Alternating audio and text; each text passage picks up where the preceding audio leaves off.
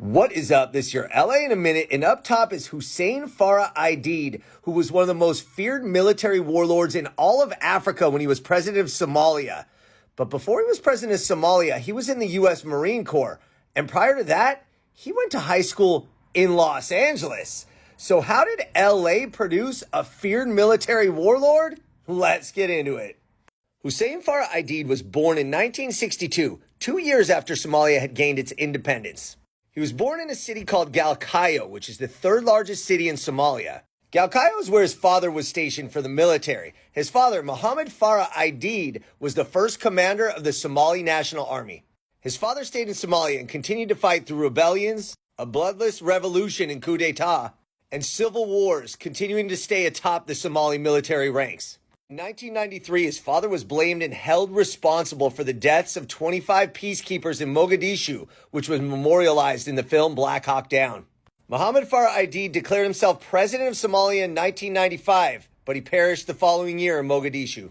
And when the elder Aidid passed away, that's when the 34-year-old resident of Los Angeles, Hussein Farah Aidid, was declared president of Somalia.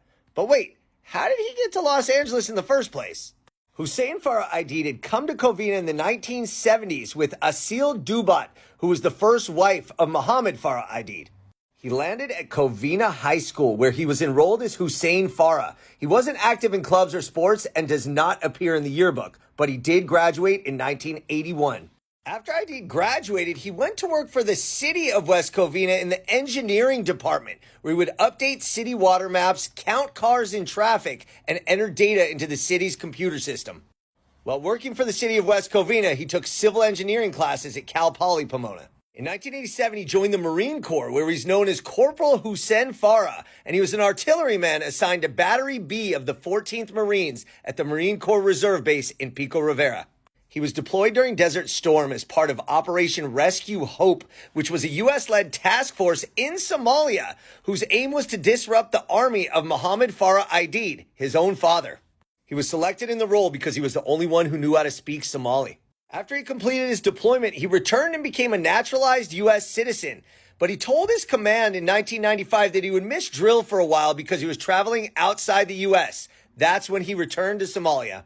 This timeline coincided to when his father was declared president of Somalia. But again, his father passed away within a year, and Hussein Farah Aidid, the man who went to high school and some college in Los Angeles, was named his successor as president to Somalia. Initially as president, he vowed to crush his enemies at home and overseas. He continued his father's policies, which many saw as a power grab, and forces loyal to Aidid were known to rob and kill civilians in their controlled territories. That said, Aidid eventually softened his policies and renounced his claim to the presidency and agreed to UN-brokered peace agreements in 1997. He was an anti-Islamist, and thus he made a unique ally in U.S. President George W. Bush, and he actually helped the Bush administration track down the flow of arms and money through Mogadishu and eventually capture some al-Qaeda. He served various roles in official capacities in the Somali government in the 2000s, including Deputy Prime Minister, Minister of the Interior, and Minister of Public Works. And he defected to Eritrea in 2007, where he's been ever since. And that is the story of how a warlord in Africa, a Somali president, went to high school in Los Angeles. All right, LA, it's been a minute.